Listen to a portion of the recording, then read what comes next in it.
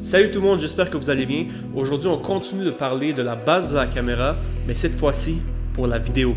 Si vous n'avez pas vu ma dernière vidéo où j'explique la base en photographie, faites pause, cliquez sur le lien dans la description et allez la voir. Je vais vous attendre. Mais non, je rigole. Aujourd'hui, on parle de la vidéo. Let's go!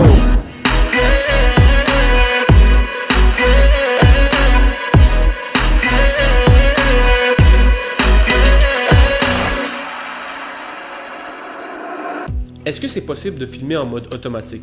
Oui, il n'y a pas de problème. Mais je ne vous le conseille pas, parce que la caméra ne sait pas exactement ce que vous voulez. Et en plus, les paramètres peuvent changer d'un instant à l'autre parce que la caméra croit que l'image sera meilleure. Mais la caméra a souvent tort.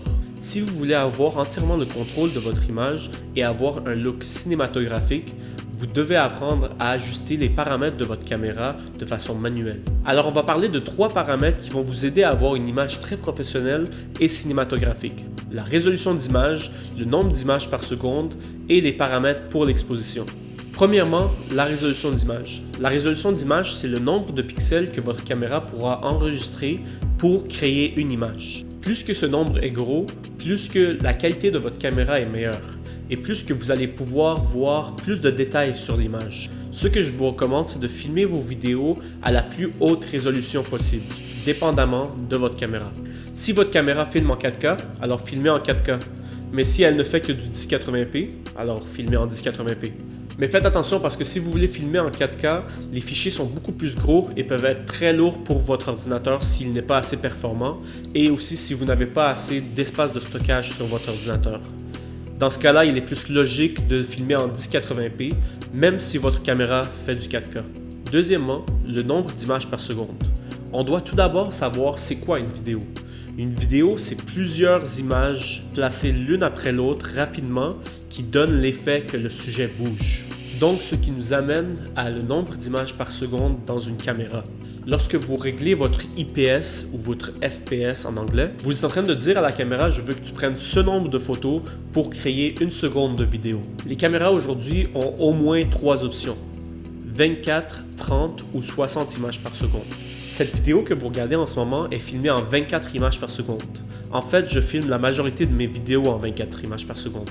Dans le monde du cinéma aussi, ils utilisent le 24 images par seconde. Pourquoi? C'est une excellente question.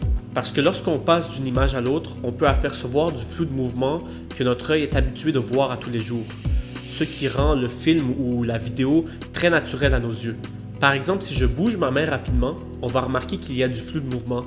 Et c'est cet effet-là qu'on veut reproduire en filmant en 24 images par seconde. Alors si vous voulez un look cinématographique, réglez votre caméra à 24 IPS. Du côté du 30 images par seconde, c'est plus utilisé pour les nouvelles à la télé. Et si vous choisissez de filmer en 60 images par seconde, il y aura moins de flou de mouvement entre chaque image, donc la vidéo va paraître plus fluide avec un look plus digital que notre œil n'est pas habitué de voir, ce qui donne un look plus amateur. Alors c'est quand qu'on peut filmer en 60 images par seconde? Encore une excellente question.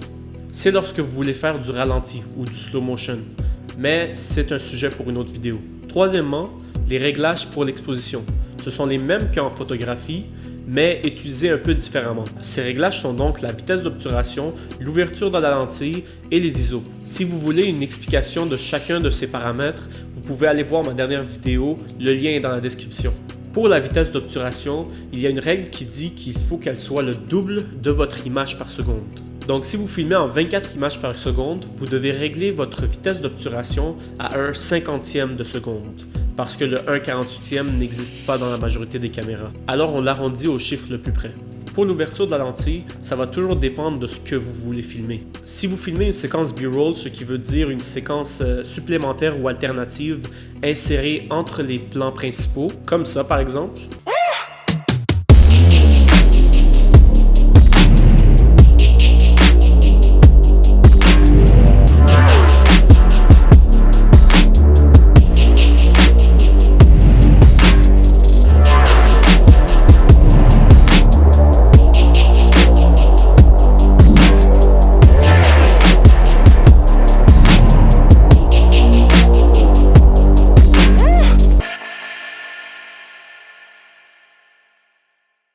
Ok, j'arrête de m'amuser. Ok, on retourne au sujet. Ou si vous filmez une entrevue ou simplement lorsque vous voulez isoler le sujet, alors un arrière-plan flou va être très professionnel et va donner un look cinématographique, alors vous allez utiliser une grande ouverture comme 2.8. Mais si vous voulez filmer des paysages de la nature ou de la ville ou n'importe quand que vous voulez que votre vidéo soit tout en focus, alors vous devez filmer avec une ouverture à f14 et plus. Par exemple, la vidéo que vous regardez en ce moment est filmée avec une ouverture à f2.8 parce que c'est le maximum que ma lentille peut aller. Maintenant, les ISO. Comme que vous le savez, les ISO, c'est l'unité de mesure qui détermine la sensibilité du capteur à la lumière. Alors, si votre ouverture de lentille est ouverte au maximum et que votre vitesse d'obturation est au double de votre image par seconde et que vous manquez encore de lumière, alors là, vous pouvez augmenter vos ISO. Mais gardez en tête qu'il faut toujours garder vos ISO le plus bas possible, surtout en vidéo. Je vous dirais entre 100 et 400. Plus que le chiffre augmente, plus qu'il y aura du bruit dans votre vidéo. Mais pratiquement parlant, c'est sûr qu'il y aura des situations où vous serez obligé d'augmenter vos ISO à plus que 400. Ce qu'il faut savoir, c'est que chaque caméra est différente par rapport à la sensibilité de la lumière. Il va falloir faire des tests avec votre caméra pour savoir à quel point vous pouvez augmenter vos ISO sans avoir une perte de qualité d'image. Maintenant, après que vous ayez ajusté les bons paramètres sur votre caméra, ça se peut que votre exposition ne soit quand même pas bonne. Il faut que vous vérifiez si votre image est surexposée, sous-exposée ou parfaitement exposée. Lorsque je dis qu'une image est surexposée, ça veut dire qu'il y a trop de lumière. Et si je dis que l'image est sous-exposée, ça veut dire qu'elle est trop sombre. Pour en être sûr, il ne faut jamais se fier à notre œil, mais il y a deux outils dans votre caméra que vous pouvez utiliser, l'histogramme et le pose-mètre. Avec l'histogramme, il faut s'assurer que le blanc soit bien réparti de gauche à droite. S'il est trop vers la droite ou s'il plafonne à droite, alors ça veut dire que votre image est surexposée. Mais s'il est trop vers la gauche ou s'il plafonne à gauche, ça veut dire que votre image est sous-exposée. Avec le pose-mètre, qui est l'outil que je préfère utiliser, c'est la même chose. Il faut que vous soyez le plus proche du zéro possible. Si votre image est sous le zéro, donc à -1 ou -2, ça veut dire que votre image est sous-exposée. Et si votre image est plus haut que 0, donc à +1 ou +2, ça veut dire que votre image est surexposée. C'est sûr que ces réglages-là dépendent de l'éclairage de la place où vous filmez. Si vous filmez dans une place qui est sombre, c'est sûr que vous allez devoir augmenter vos ISO et avoir une très grande ouverture de lentille.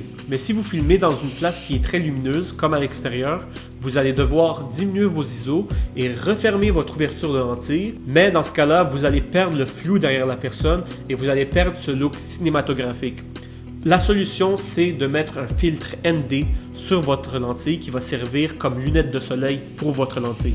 Alors pour résumer, vous devez filmer à la meilleure résolution possible, du 4K ou du 1080p. Il est préférable de filmer en 24 images par seconde ou du 60 images par seconde si vous voulez faire du ralenti. Pour les meilleurs réglages, votre vitesse d'obturation est réglée au double de votre image par seconde.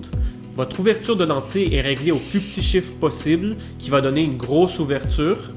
Et vos ISO qui est réglé entre 100 et 400 si c'est possible. Je sais que ça peut être beaucoup d'informations, surtout si vous entendez ça pour la première fois, mais vous allez voir, avec la pratique, tout devient facile.